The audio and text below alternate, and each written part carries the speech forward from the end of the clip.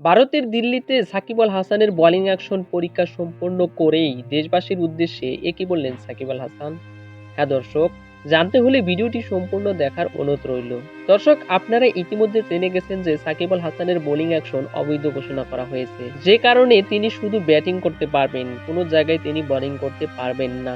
এই তো লঙ্কা টি10 লিগে শুধুমাত্র ব্যাটিং করে গেছেন, কিন্তু বোলিং করতে পারেননি। তাই তো বাংলাদেশ ক্রিকেট বোর্ড বিসিবির অনুরোধে দিল্লিতে আবারও সাকিব আল হাসানকে পরীক্ষা দেওয়ার জন্য অনুরোধ করে, যার ফলশ্রুতিতে দিল্লিতে গিয়ে সাকিব আল হাসান পরীক্ষা দিয়েই কেমন বার্তা দিলেন দেশবাসীর উদ্দেশ্যে।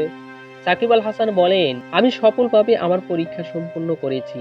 আশা করছি আশা করছি আগের মতো স্বরূপে ফিরতে পারবো।